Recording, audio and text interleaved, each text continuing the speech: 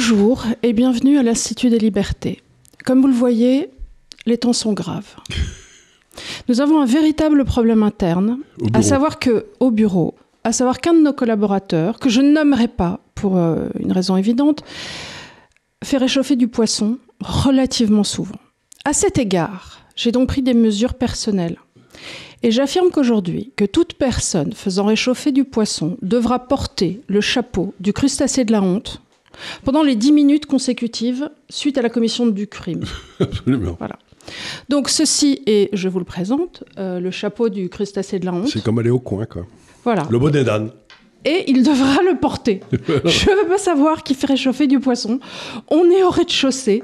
Nous, on doit vivre avec ça ensuite pendant toute une journée. Donc, c'est comme les sardines grillées. C'est les sardines au chocolat. Donc voilà, je voulais vous présenter le dit chapeau. Maintenant, je l'enlève parce qu'il faut savoir que le DAF, ça lui fait assez peur. Il déteste les couvre-chefs. Il aboie. Oui. Donc voilà, je vous l'ai présenté. Non, mais il faut prendre des mesures quand même. Bon, sinon, sur un sujet un peu plus... moins important. Un peu moins poissonneux. On a quand même des choses intéressantes à vous dire aujourd'hui au sujet de l'Inde. Bah oui, parce qu'il faut quand même parler un petit peu, on vous parle souvent de l'Asie, on vous parle souvent de ce qui va se passer dans le cercle de Valérie Pierry, et on est quand même un petit peu obligé de se reposer la question de l'Inde, ce qui est arrivé dans l'ère du temps cette dernière semaine à cause des tensions avec le Pakistan, ça a l'air d'être entré dans l'ordre, mais ce n'est pas une raison pour ne pas s'intéresser au développement économique de l'Inde. Oui, alors l'Inde, d'abord, moi, je suis intéressé, mais d'abord parce que c'est 1,4 milliard d'habitants. Déjà. Ensuite, ils ont des possibilités de développement très importantes. Et alors, on vous explique depuis 4-5 ans qu'il y a une espèce de système monétaire un peu... qui est en train de se mettre en place en Asie, où les monnaies bougent de moins en moins les unes par rapport aux autres. On vous a monté des graphiques avec la volatilité des grandes monnaies asiatiques contre la monnaie chinoise qui baissait tout le temps, etc. On vous a montré ces graphiques-là. Et puis, il y a quelque temps, je me suis dit, écoute, Charles, il faudrait quand même que tu réfléchisses un peu, parce que tu peux pas avoir le cercle de Valérie Pierry qui devient une réalité, enfin, un truc vraiment important, sans que l'Inde en fasse partie. Bon, elle en fait partie géographiquement, dans le concept des investissements, mais tu pourrais pas avoir une monnaie indienne qui serait qui ferait n'importe quoi pendant que les autres suivraient la discipline. Tu vois, c'est... Surtout qu'on a expliqué la semaine dernière déjà l'idée je crois que c'est la semaine dernière, de serpent. De serpent, exactement. Donc il faut que l'Inde, je dis pas fasse partie du système, mais que sa monnaie soit compatible avec le système si elle veut pas y aller, etc. Alors, je me suis dit, il y a une façon de vérifier ça, c'est que les marchés vous donnent des informations. Alors, vous avez dû remarquer que moi, je fais assez peu attention à ce que disent les gouvernements, n'importe quoi. Je fais très attention à ce que disent les marchés. Parce que les marchés, si j'ose dire, là, les gens jouent avec leur fric. Et puis, il y a des tas de gens qui jouent. Il n'y a pas simplement 4 ou 5 surdiplômés qui ne comprennent rien. Donc, je me suis dit, je vais regarder un petit peu l'évolution d'abord des marchés obligataires. Alors ça, c'est le premier graphique qui va apparaître sur votre écran. Et je suis un petit peu confus, mais ils sont en anglais, mais enfin, c'est pas très difficile, hein, la traduction est évidente. Alors, la ligne de rouage, c'est la rentabilité de 3 marchés obligataires. Hein. Le marché indien, qui est en bleu, le marché chinois, qui est en noir, et le marché américain, qui est en rouge. Alors, rappelons pour les gens ce qu'est un marché obligataire. C'est-à-dire que c'est grosso modo, vous achetez une obligation qui a 10 ans, et vous la maintenez toujours à 10 ans, c'est-à-dire qu'elle arrive à 9 ans, vous la vendez, vous en achetez à 10 ans, etc. Et vous regardez l'évolution que vous touchez, la rentabilité totale, qui est la fonction des coupons que vous avez reçus et réinvestis, c'est-à-dire vous réinvestissez sans arrêt, et aussi de l'évolution des taux d'intérêt. Vous savez, quand les taux d'intérêt baissent, les obligations montent, et on vous a montré ça souvent. Donc, dans l'ensemble, comme le risque de 3 grands pays, comme les États, tout ça, j'ai mis tout ça en dollars. Pour éviter qu'il y ait l'évolution des taux d'intérêt dans 3 grands pays comme l'Inde, la Chine et les États-Unis, ça va être à peu près pareil, parce que s'il y en avait un qui gagnait beaucoup plus que les 2 autres, tout le monde irait sur celui qui gagne beaucoup plus, et puis plus personne irait sur les 2 autres, sans que ça marcherait plus. Bon, donc ça s'arbitre, tu vois, c'est un système qui s'arbitre. Donc tu vois que de 2003, au moment où on commence ce graphique, jusqu'à à peu près 2022, au moment où il y a l'espèce de ligne pointille horizontale, les trois font à peu près pareil. Tu vois, c'est-à-dire que tu achètes l'un ou l'autre, ça ne change pas grand-chose. Mais par contre, tu te rends compte qu'il y a eu un gros problème en Inde, quelque part dans les années 2011-2012, où la ligne bleue a commencé à se péter la gueule par rapport aux deux autres. Tu vois, ça c'est... Oui, là, ça sort. Et donc, qu'est-ce qui se passe? C'est qu'au creux, là, en 2014, quand vraiment ça n'allait pas bien en Inde, inflation, etc., il y a Modi qui est élu. Ah. C'est la première élection de Modi. Donc, tu vois, après ça, les choses redeviennent normales. Ça fait déjà 10 ans? Ça fait déjà 10 ans, oui. C'est dingue, hein. Et tu vois que la ligne bleue remonte pour se recoller aux deux autres. Oui. Bon. Donc, tu vois, pour l'instant, tout se passe normal. Mais en 2022, il se passe quelque chose. C'est la guerre en Ukraine. Eh ben oui. Et à ce moment-là, les Européens et les Américains décident qu'ils ont le droit de piquer le pognon, non seulement du gouvernement russe, mais aussi des citoyens russes qui étaient dans nos banques, etc. Ils bloquent tout. Et à ce moment-là, nous, on a écrit toute une série de papiers en disant que c'est la fin du dollar comme monnaie de réserve, puisque ça veut dire qu'on ne respecte pas le droit de propriété des gens. C'est pas parce que Poutine envahit ou pas un pays d'à côté qu'il faut, monsieur Popov, ce qui vit à Londres, on lui prie tout son pognon, il n'y a aucune raison, quoi. Tu vois, je veux dire, Surtout qu'il y avait quand même une notion assez arbitraire, subjective, dans le fait de dire, voilà, on considère que vous êtes proche du pouvoir russe, tout qu'on va vous prendre votre baraque à Saint-Tropez. C'est à peu près ça. Ou votre bateau.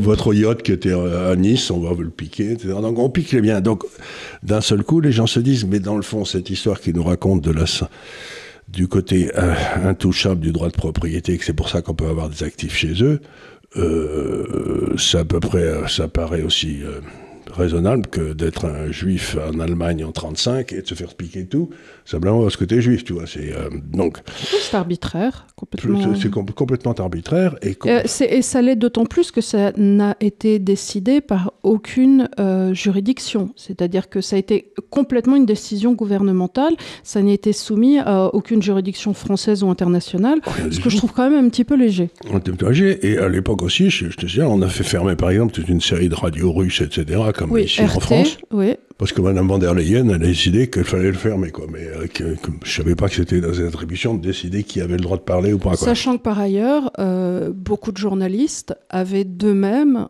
considéré que, étant donné qu'on était en conflit vis-à-vis de la Russie, avaient démissionné, Tadei avait démissionné, je crois que Jacques de Guilbon, certaines personnes qui étaient actives sur ces chaînes avaient de leur propre chef décidé de s'en aller, ce qui était parfaitement normal. Bon. Alors, ce qui se passe à ce moment-là, il se passe un phénomène que j'attendais, mais que la plupart des gens n'attendaient pas, donc j'étais assez satisfait.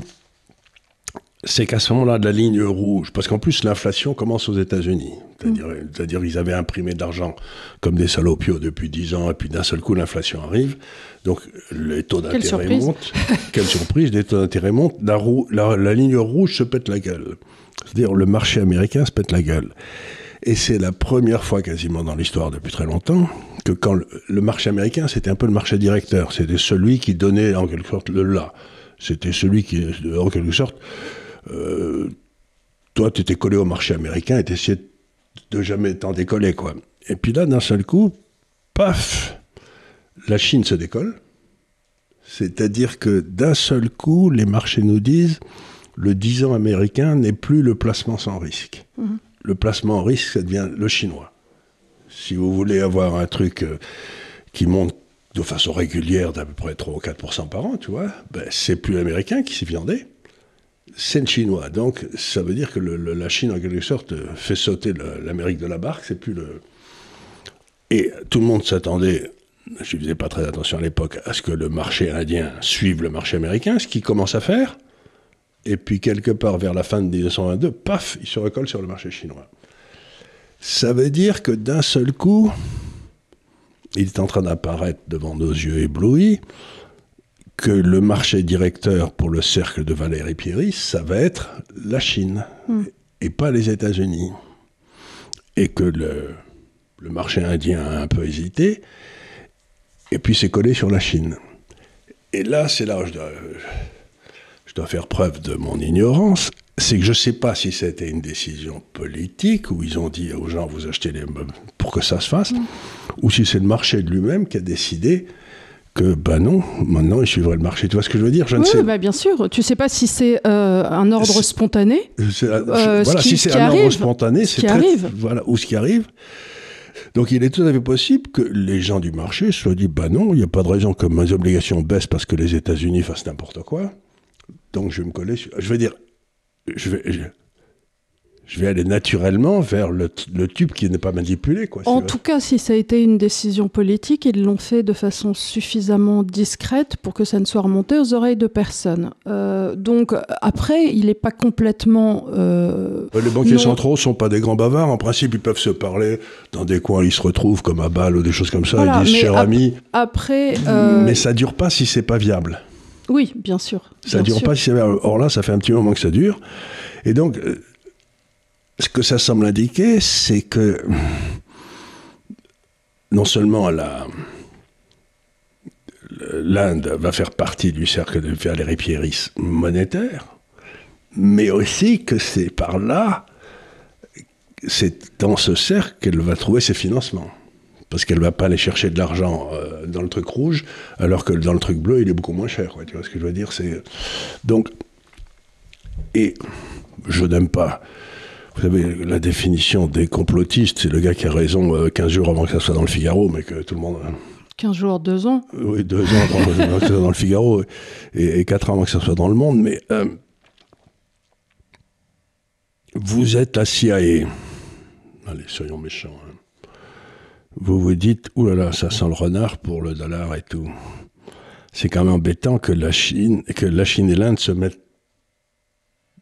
Oui, de concert. De concert, parce que c'est pas un truc auquel je m'attendais. On s'attendait à ce que la Chine et l'Inde soient fâchés l'un contre l'autre depuis toujours. C'était quand même la grande idée de la CIA. Et c'était sa grande idée aussi entre l'Inde et le Pakistan, histoire que l'Inde soit occupée à donc à taper sur ils ont peut-être incité les Pakistanais à balancer quelques... Il n'y avait pas besoin de les pousser beaucoup, parce qu'on en a déjà parlé. Les Pakistanais, naturellement, n'achètent que des armes. Dans l'idée d'aller taper sur l'Inde. Donc il ne fallait pas leur dire... Il ne fallait pas les chauffer beaucoup. Il ne fallait pas les chauffer beaucoup. Donc, eh bien, malgré ça, malgré une guerre, etc., que Trump est en train d'essayer d'arrêter très vite, parce qu'il s'est peut-être rendu compte que la CIA était en train de faire un truc auquel qu'il n'avait pas donné l'ordre, tu vois ce que je veux dire? Oui, mais ça, c'est le problème de la CIA, c'est qu'elle a tendance à faire des trucs toute seule, et quand tu essaies de l'arrêter, en général, tu finis sur des tailleurs roses. Donc, oui, exactement, on se doit, tu parles, voilà. Donc là, qu'est-ce que ça veut dire si j'ai raison? Ça veut dire que mon histoire, vous savez, c'est le triangle là, c'est Moscou, Pékin, Delhi, hein, c'est le grand triangle du futur.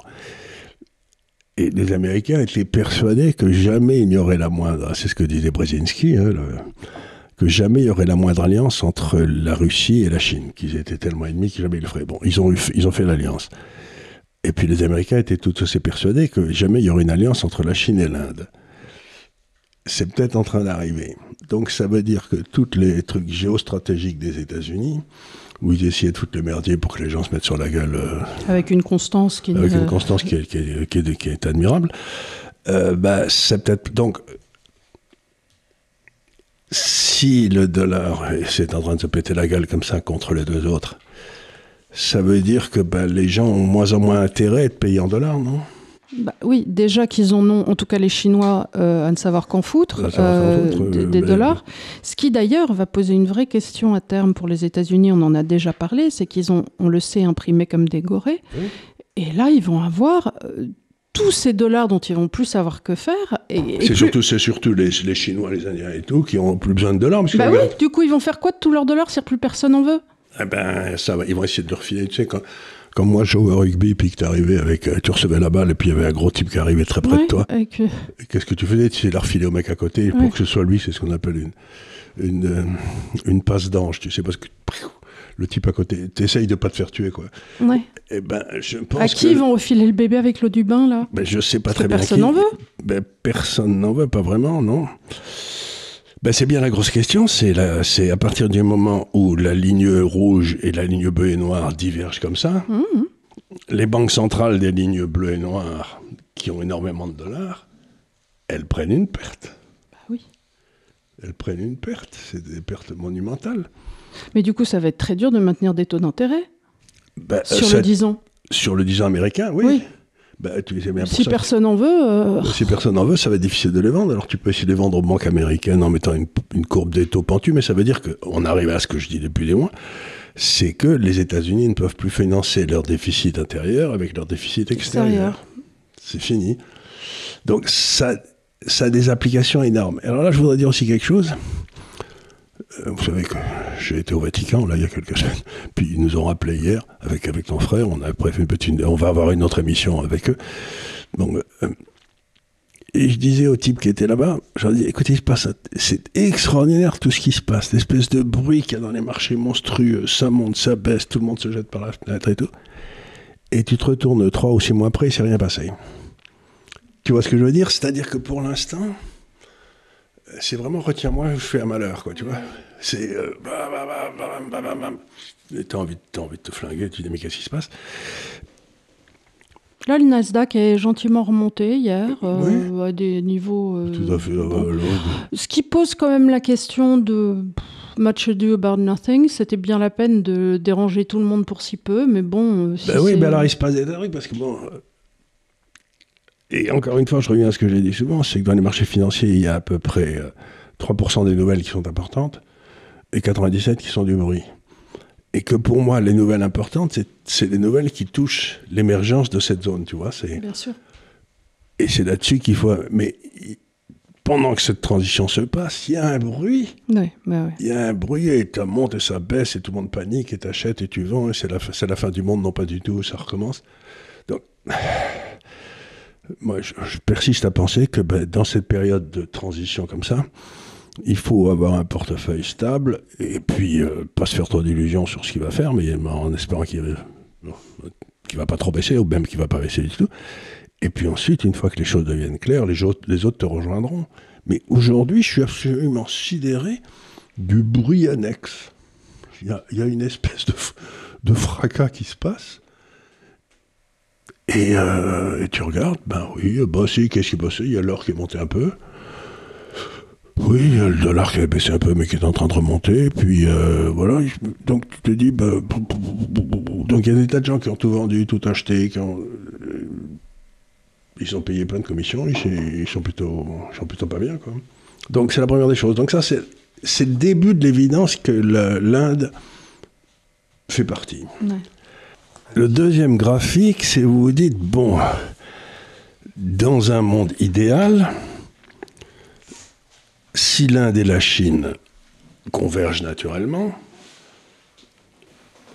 comme les marchés obligataires l'ont montré là, logiquement, les taux de change devraient s'équilibrer l'un par rapport à l'autre si tu les compenses pour la différence des taux d'intérêt. Je veux dire par là, si la Chine te donne 1% de taux d'intérêt et l'Inde te donne 5%, si l'Inde baisse de 4% en spot, tu sais, sur le marché au comptant, c'est normal.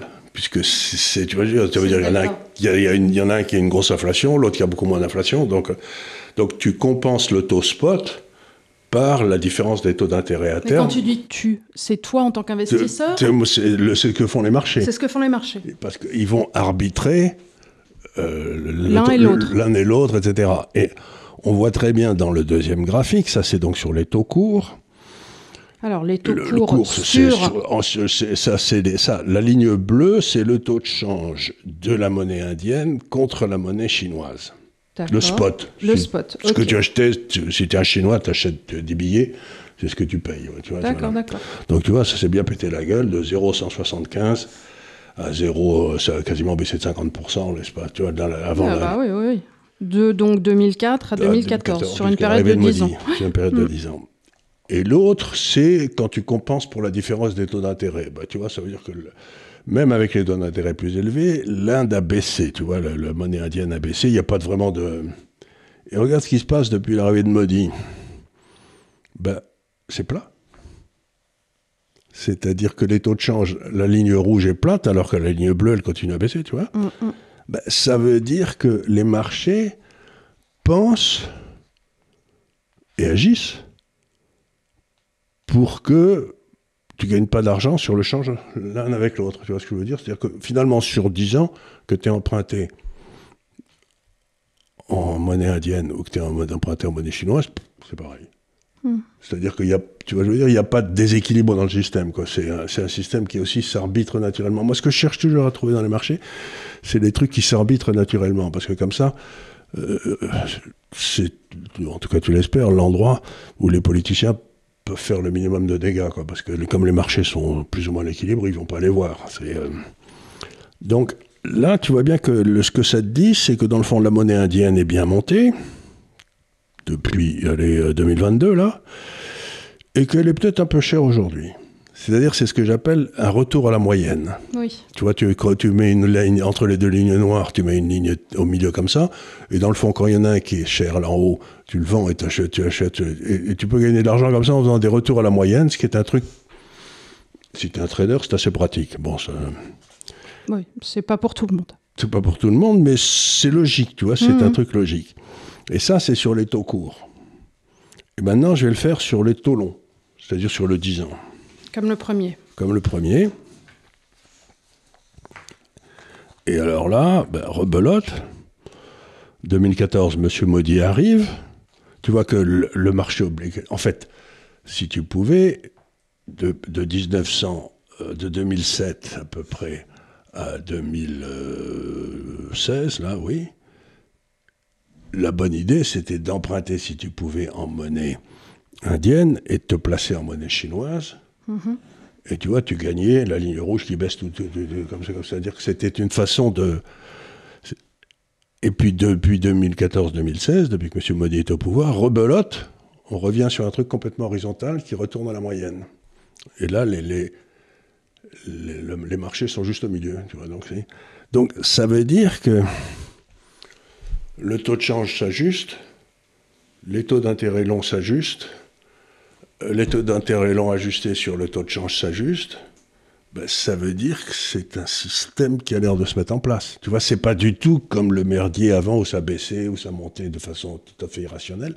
Là, c'est un machin qui oscille autour de l'horizontale théorique, quoi. C'est quand même difficile de penser que ça ne serait pas concerté et que ça serait véritablement... Et Dieu sait que je dis ça en tant que croyante dans le système de l'ordre spontané. Mais là, on a quand même l'impression que des banquiers centraux se sont parlé entre eux et que ça dériverait d'une volonté de travailler ensemble. Par exemple, je sais que l'Inde a un swap, non pas avec la Banque centrale chinoise, qui serait un peu trop visible peut-être. Vous savez, le swap, c'est les banques centrales qui se prêtent de l'argent justement pour réguler tous ces trucs-là, mais avec la Banque centrale japonaise. D'accord. Donc Inde-Japon. Non, Inde-Japon, mais en fait, le Japon a prêté des dollars, 80 milliards de dollars à l'Inde. D'accord. Et est-ce qu'en font ensuite les... Oui, les Indiens. None of their business, tu vois ce que je veux dire. Donc, c'est un peu... Donc, je ne tiens pas à dire qu'il y a un immense complot et tout, parce qu'ils essayent de monter un système où la volatilité des taux de change serait réduite de façon à favoriser le commerce entre eux. Mais de toute façon, il est évident, encore une fois, et surtout dans une perspective post-Munich, qu'il est de leur intérêt de développer eux-mêmes et d'être aussi autonomes que possible vis-à-vis du dollar. Au bout d'un moment, tu te dis, mais il est vrai, pourquoi ils ont besoin du dollar? Ils ont besoin du dollar comme d'un trou dans la tête dans cette région. Non seulement ça, mais en plus, quelque part... Pourquoi avoir la monnaie d'un ennemi? Pas d'un ennemi, mais pourquoi avoir la monnaie d'un type qui prend des coups de sang toutes les 5 minutes et je te fous du par des tarifs et tout. Donc ils disent, c'est pas raisonnable, quoi. Donc on va essayer de discuter entre gens raisonnables. On va bâtir quelque chose. Il est certain que tu es un banquier central du Japon ou de la Chine, et que tu vois arriver M. Trump qui prend une décision et son contraire tous les matins, tu te dis, écoute, nous, on a autre chose à faire que prendre justement des colères toutes les 5 minutes. Mais est-ce surtout qu'on qu'il y a pourrait pas des gens mettre qui un ont pris truc des à positions plat? dans l'autre sens, c'est-à-dire que aussi bien il va faire perdre plein de pognon le matin à une banque au Japon, puis l'après-midi dans une banque en Inde, et les banquiers centraux, ils n'aiment pas tellement quand leurs banques prennent du fric, perdent du fric. Il est certain que tu as ton ordre du jour avec des choses à faire, et tu as un type qui vient marcher sur tes plantes de radis. Donc tu dis, écoutez, moi je suis en pleine semaille, j'ai d'autres choses à foutre que de m'occuper de vos grosses chaussures. Donc est-ce qu'on pourrait juste s'occuper... Est-ce qu'on pourrait juste trouver une solution entre nous pour pas avoir passé par vous? Voilà. Ça me paraît assez logique. Et alors, ça veut donc dire que si ce que je dis est raison, et encore une fois, je suis loin d'en être certain, mais ça fait aussi partie des conversations qu'on a ici, c'est de vous dire, il y a des choses qui vont peut-être se passer, on vous en parle, et puis si ça se passe pas, on vous dira, ça s'est pas passé. C'est simplement pour que vous soyez au courant de choses qui sont peut-être en train d'arriver. C'est pas du tout... C'est souvent aussi quelque chose qu'on vous dit quand Charles ou Didier parlent de conditions pour une catastrophe ou de conditions pour une croissance. C'est les conditions sont là, et après, quelquefois... il y a quelque chose, ça arrive ou ça arrive pas, mais on peut répertorier dans le fond ce qui est souhaitable, et quand on le voit apparaître, se dire, dans le passé, quand ça s'est passé, ça a monté, et puis ça met du temps ou n'importe quoi, mais on ne peut pas faire autre chose. C'est-à-dire qu'il faut essayer de... Vous voyez, on vous parlait la semaine dernière d'Edmund Burke et du fait qu'il avait analysé avant tout le monde que la Révolution française allait déboucher sur la terreur. Quelquefois, vous avez toutes les conditions et vous vous dites, je vois qu'il va y avoir a priori un gros problème devant nous. Quelquefois, on évite le problème. Dans ces cas-là, ça serait une parole qui pourrait paraître ou qui serait oubliée. Et puis quelquefois, quand ça arrive, on se dit, voilà, effectivement, on avait repéré tout le toutes système. Les choses trappes. Alors, si ce qu'on vient de vous dire est vrai, et c'est un grand si, je suis loin d'en être certain, mais en tout cas, c'est suffisamment mûr pour qu'on puisse commencer à vous en parler. Ça veut dire que vous avez la Chine avec 1,4 milliard d'habitants, l'Inde avec 1,4 milliard d'habitants, et que les actifs financiers entre ces deux-là, tous, vont bouger autour d'une moyenne horizontale. Tu vois ce que je veux dire? Il n'y en a pas un qui va faire mieux que l'autre.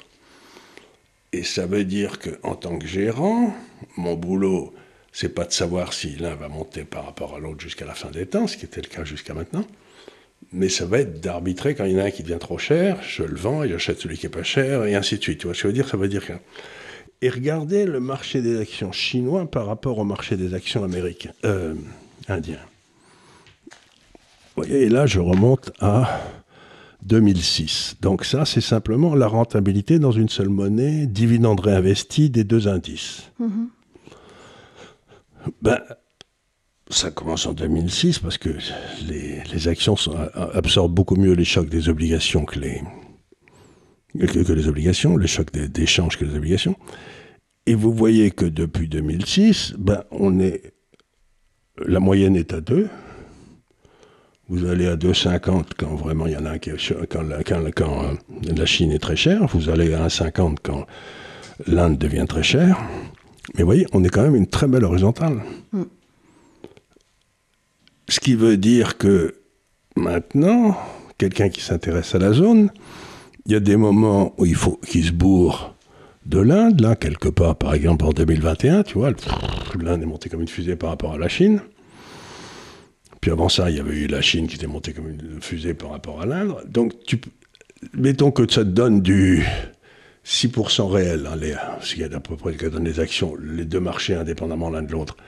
Ça veut dire que tu peux peut-être arriver à tirer 9 en faisant les arbitrages, et je te vends et je t'achète, et je te vends et je t'achète.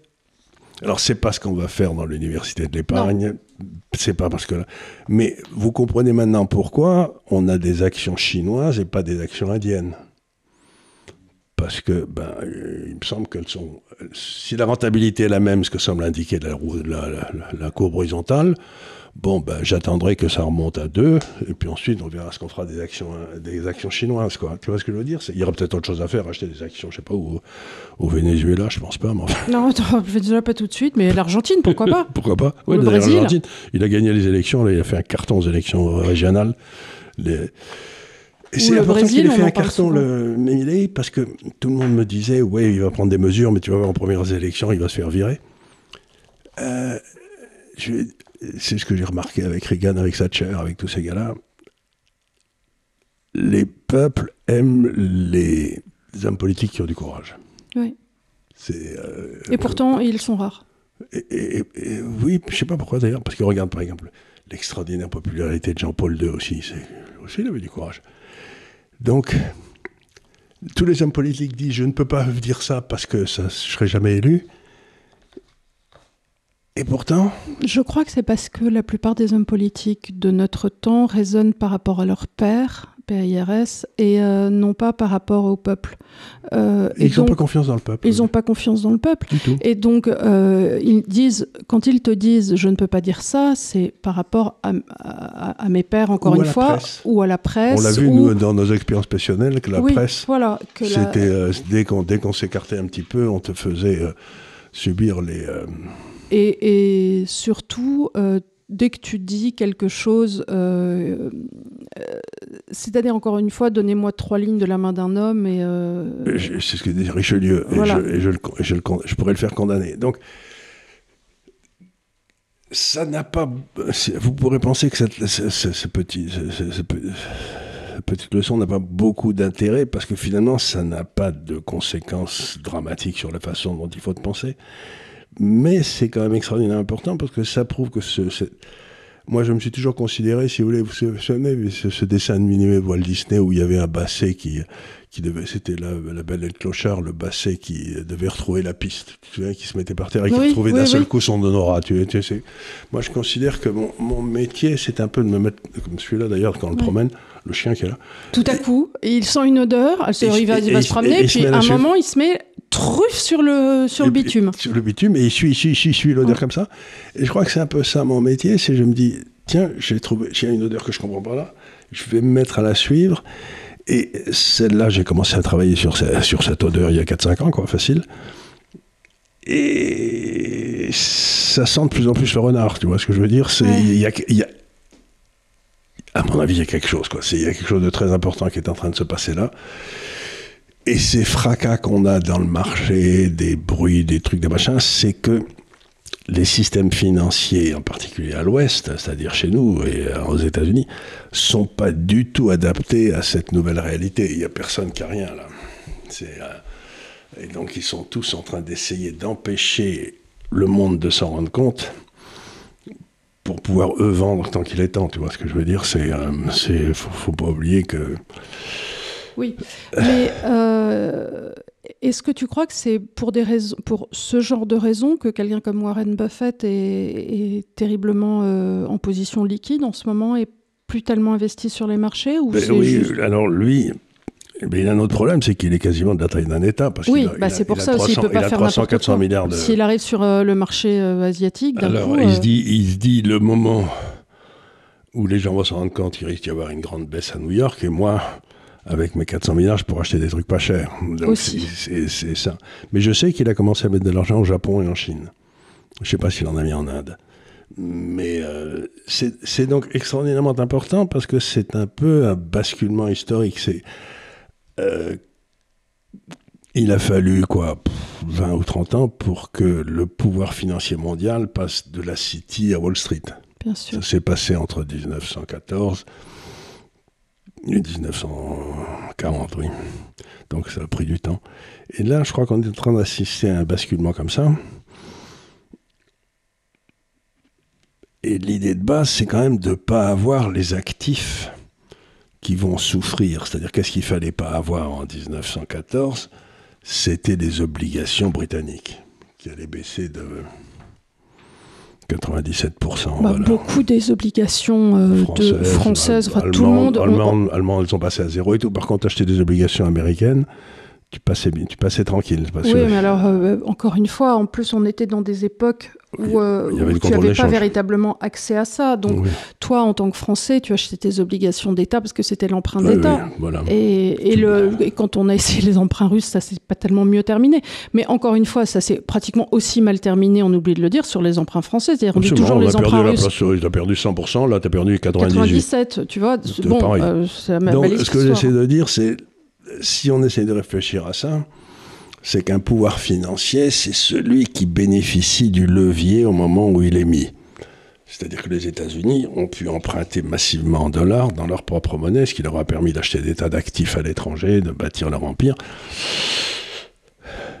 Mais aujourd'hui, je ne pense pas quiconque va s'enrichir avec des obligations américaines. C'est fini. Les obligations américaines, c'est les obligations anglaises en 1914 aujourd'hui. C'est à peu près ça. Donc ça veut dire que je me tue à dire aux gens, tous tes contrats, ce que j'appelle les contrats, là où il y a un risque de contrepartie, tu dois les avoir en Inde ou en Chine, quoi. Mais est-ce que tu penses, parce que les obligations chinoises avaient très bien donné au cours de ces 4-5 dernières années, est-ce que tu penses qu'il va arriver un moment où on pourra racheter des obligations chinoises ? Pour l'instant... tu préfères être sur le marché des actions ? Je préfère être sur le marché des actions en Chine, mais je suis en train de travailler sur si il y a le marché des obligations chinois devient le marché directeur, ce que je pense est en train de se passer. Il te donne, mettons, du 1,5% pour être... Bon. Tu prends l'Indonésie, qui est un pays qui est à l'évidence dans ce système monétaire. Elle te donne du 6 ou du 7%. La zone de l'Indonésie, elle te donne les obligations indonésiennes. Ou même les obligations indiennes, elles doivent te donner du 6 ou 7. Donc tu te dis, une fois qu'ils auront adapté leur politique monétaire à la politique monétaire chinoise pour que leur monnaie ne dévisse pas, etc., ce qui va se passer, les taux longs en Indonésie et les taux longs en Inde, ils vont converger vers les taux chinois. Tu vois, c'est ce qu'on avait vu, ce qui s'était passé quand il y a eu l'euro. Tu avais les taux italiens qui étaient passés de 10 à 4, qui étaient les taux allemands. Tu vois, il y avait eu énormément d'argent à gagner comme ça. Donc je me dis que l'étape suivante, pour ceux qui veulent s'amuser à ce genre de jeu, ce sera d'acheter des obligations des pays à la périphérie, que les Philippines, oui. dont les taux vont converger vers les taux chinois. Donc tu auras une hausse en capital très importante. Et ça, c'est l'étape suivante. Mais on aura l'occasion d'en reparler. Mais ce que je veux dire par là, c'est que pour l'instant, je veux d'abord me convaincre que ce système monétaire est vraiment en train d'émerger, quoi. Et un système monétaire, ça émerge pas toutes les 5 minutes, si tu veux. Non. Ça émerge une fois tous les 70 ans. Un nouveau système monétaire, il faut que le précédent soit devenu caduque. C'est la dérive des continents. C'est un truc qui bouge tout doucement, quoi. Mais quand ça bouge, les effets en sont énormes. Et en particulier sur tout ce qui est dette. Les equities, comme tu le vois, elles s'en foutent de la monnaie, puisqu'elles sont transparentes, en quelque sorte. Tu achètes de la valeur, tu n'achètes pas des... Mais les bonds, c'est vraiment la monnaie. Mais la vraie question aussi va être, du coup, forcément, la façon dont les États-Unis, qui vont perdre cette source de financement, vont trouver à se financer désormais. Puisqu'ils ne vont plus pouvoir financer. Parce qu'on dit toujours, oui, les États-Unis, d'accord, ils ont un immense déficit, comme nous, enfin, toute proportion gardée, mais ils ont le dollar. Et c'était vrai jusqu'à présent. Or, ça va commencer à être de moins en moins vrai, cette histoire. C'est pour ça que les États-Unis, Trump est en train de dire, il faut qu'on ait des sociétés dans lesquelles l'étranger veuille investir, c'est-à-dire qu'on remplace le dollar par Microsoft, Nvidia, etc. C'est ça un peu l'idée. Mais ça va être dur, hein, parce que là, c'est... Alors, on est en train de calculer aussi, ici à Gafcar et ailleurs, les positions nettes des pays, c'est-à-dire savoir quels sont les pays qui ont beaucoup d'actifs à l'extérieur et très peu de dettes à l'extérieur, tu vois. Mais le pays qui a le plus d'actifs... Peut-être le Japon, non ? Le Japon qui est... Ils font que ça. Madame Watanabe passe son temps, dès qu'elle a 3 sous, elle le fout dehors. Donc un de ces 4, ces sous, ils vont revenir, donc c'est évident. Il y a d'autres pays comme ça. Et, par contre, les États-Unis... Qui a d'autres, à part le Japon, qui fait pareil ? Si tu veux, tu as de Tu as la Corée qui a beaucoup d'actifs. D'actifs à l'extérieur. Taïwan qui a des actifs monstrueux à l'extérieur. Il y en a plusieurs quand même comme ça. Là. Singapour, ils ne savent pas quoi en foutre. À la limite Hong Kong, mais qu'ils soient dans la zone dollar. Et toute l'astuce de la Chine, c'est que eux, ils contrôleront ça en faisant partie de ce groupe, mais ils ont aussi un pied dans la zone dollar avec le dollar de Hong Kong qui est fixé en dollars. Donc ça veut dire que la Chine, aussi marrant que ça me paraisse, soit le seul pays qui ait deux banques centrales. Une banque centrale dollar, une banque centrale yuan. Ouais. Et ça, c'est un truc que les gens n'ont pas compris. C'est un avantage immense. Ouais. Tu as deux banques centrales. Moi, je trouve ça poilant que personne n'ait repéré que la Chine avait deux banques centrales. Ça me laisse pantois. Si on a raison aussi, qu'est-ce que ça veut dire ? J'en suis moins sûr encore. Vous voyez, vous me direz, je ne suis pas sûr de grand-chose, mais c'est pas faux. Si se passe ce que j'espère ici, là, il va y avoir un développement du crédit en Asie gigantesque. Mais gigantesque, un boom du crédit. Et qui gagne de l'argent dans les booms du crédit ? Les banques. Donc ça veut dire que pour ceux qui s'intéressent à ce genre de choses, avoir dans son portefeuille HSBC ou Standard & Chartered ou DBS à Singapour et tout, c'est pas complètement idiot, quoi. C'est pas dans le portefeuille parce que c'est pas ce qu'on joue, mais pour l'instant, si on regarde, et Dieu sait que le gouvernement chinois a essayé de lancer des stimuli tout au long de l'année pour tenir sa consommation interne, mais pour l'instant, les Chinois qui avaient pas mal dévissé avec la crise de l'immobilier qui a eu lieu avant, n'ont pas encore repris, de ce que j'ai lu des études de Gafcal, le chemin d'une consommation véritablement ardue. Ils consomment des voitures, des choses structurellement grandes, mais on n'est pas encore dans une reprise des voyages, de ce genre de choses, véritablement aussi tenues. Parce qu'il y a eu il faudrait que leur monnaie monte, parce qu'il faut que d'un seul coup, la monnaie chinoise monte par rapport, par exemple, aux monnaies européennes, de façon à ce que les touristes chinois puissent venir à Venise. Quoi. Et c'est les mêmes remarques des Japonais. Cela dit, c'est très bien pour les Européens. Je n'entends autour de moi que des gens qui prennent des vacances au Japon, et je dois le dire, c'est le moment de le faire, parce qu'une fois que le yen aura pété à la hausse, vous ne pourrez plus vous le payer. Allez le voir, on l'entend. Moi, il y a 20 ans, 25 ans, j'avais été me balader en Syrie avec des amis. Et ce qui est un pays admirable, la Syrie, ce que c'est beau. Qui était admirable. Qui était admirable. Et c'était une bonne idée, parce que l'idée qu'on avait tous, c'est que, comme ça allait péter un jour, il fallait aller le voir quand il n'y avait pas de guerre, quoi. Il y a des coins où il faut y aller quand il n'y a pas de guerre, il y a des coins où il faut aller quand c'est bon marché, quoi. C'est un peu le... Et tu ne peux pas t'empêcher. Voilà, donc, on est donc dans une espèce de lente dérive. Et de temps en temps, ça touche, ça fait mal. Et alors tout le monde se met à crier, les marchés s'excitent, il se passe plein de trucs, et tout le monde se dit... Et puis ça se calme, et puis ça continue à dériver, et puis il y aura d'autres... Je veux dire, ces crises qu'on a, comme on en a eu une avec le yen l'an dernier, une avec, je sais pas quoi, là, en avril de cette année, boum boum, il va y en avoir 25. C'est-à-dire, dans cette lente dérive, ça va arriver... Et tout le monde te dira, c'est abominable, mais non, c'est simplement les marchés qui s'adaptent. Tu vois, on est dans une période d'adaptation des marchés, et tout ce qu'on essaye de faire ici, c'est de dire, attention les gars, ça bouge, quoi. La banquise est en train de fondre. Ouais. Donc faites gaffe, et on vous tiendra au courant. Donc vous voyez, c'est pour vous montrer que ce métier, il n'y a pas de...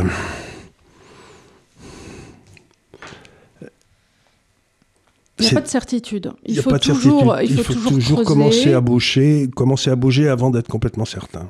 Ouais. Et puis suivre son instinct parfois, parce que encore une fois, tu mets le nez par terre et tu te dis, tiens, cette odeur, je la connais pas. Qu'est-ce que ça veut dire ? Qu'est-ce que ça veut dire ? Qu'est-ce que ça veut dire exactement ? Et ça fait un petit moment que je dis, il y a quelque chose que je dis à ceux qui veulent bien m'écouter, faites gaffe, il se passe des trucs que j'ai pas connus dans ma carrière. Oui. Et puis, parfois ça peut être un peu trop tôt, quoi. Mais cela dit, parler de l'Inde n'est pas complètement parler de l'Inde et dire qu'elle fait partie. Non, et dire qu'elle fait partie de ce Valérie Pieris, là, et qu'elle en fait partie non pas simplement économiquement, démographiquement, mais aussi financièrement, ça a des implications géopolitiques qui sont immenses. Oui, bien sûr. Immense. Donc voilà, je voulais simplement que vous soyez au courant de ça, parce que il y a des moments où on est certain de quelque chose, en général d'ailleurs on se trompe, mais vous savez, on a envie de taper sur la table en disant mais enfin. Et puis des moments où on dit oui. C'est aussi, quand on y pense, le développement de cette zone asiatique et de l'Inde et ainsi de suite, ça va tenir, je pense aussi très fort, la demande d'or, parce que c'est des pays qui, structurellement, historiquement, ont un rapport à l'or très ténu. Ils sont très forts. Et ce qui va se passer aussi quand il s'agit de l'or, c'est que à la place d'avoir un système centralisé où tu arbitrais les différences entre pays avec des dollars, tu sais, donc là, il va y avoir que des systèmes bilatéraux, c'est ce que j'ai expliqué. Chaque banque aura et donc chaque banque centrale va servir de chambre de compensation avec, je sais pas, la banque centrale du pays d'à côté, puis de là-bas, donc il y aura des chambres. Pour les swaps. Pour les swaps, c'est ce qui va se passer. Et tu n'as plus besoin d'avoir une masse importante de dollars parce que tu ne dois arbitrer que les surplus ou les déficits, tu vois, ce qui n'est pas le chiffre d'affaires. Oui, bien sûr, comme pour notre dette, que le delta. Que le delta. Et à ce moment-là, ça veut dire que une partie importante de ça peut se faire soit par émission de dette du pays débiteur, soit le pays créditeur achète quelque chose dans le pays débiteur, soit par l'or. Et là, tu n'en as pas besoin tellement que ça. Donc ça veut dire que... C'est ce qu'on faisait autrefois, du reste. Avec l'or, ce qui entraînait parfois des petites situations déflationnistes. Vous étiez un peu... Mais j'ai vu d'ailleurs que le BAL 3, là, les trucs, ils ont remis l'or en catégorie 1, c'est-à-dire un actif où tu n'as pas besoin de réserve obligatoire. Ah, intéressant. C'est la semaine dernière. Ah, mais vachement intéressant. La semaine dernière, ils ont dit, ah oui, finalement, si vous avez de l'or... une banque commerciale qui aurait de l'or, elle n'a pas besoin de mettre des réserves obligatoires. Ce qui paraît, franchement, la moindre des choses. Tu mets pas de réserve obligatoire sur la Banque de France et t'en mets sur l'or, faut pas déconner. Faut pas déconner, les gars. Il y a des trucs qui se font pas, quoi. Non, donc, on voit bien que aussi l'appareil institutionnel est en train de bouger, mais ça, on n'en parle pas, tu vois.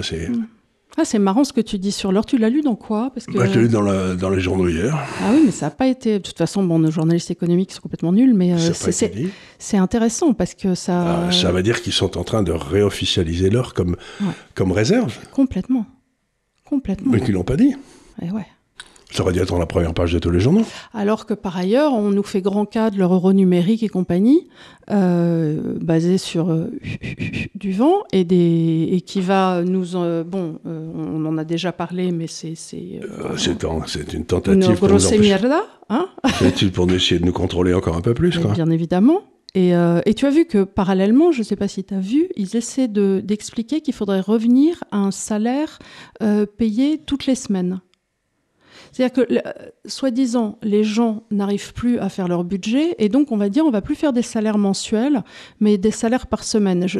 Vous vous en souvenez pas, vous, mais nous, quand on est arrivé en Angleterre, l'ouvrier anglais était payé de semaine en semaine.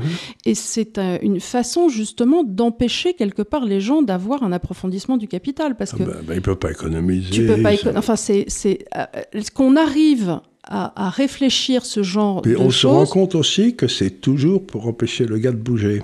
Bah oui, parce que si tu es de semaine en semaine, tu peux vivre que... tu vis une semaine, quoi.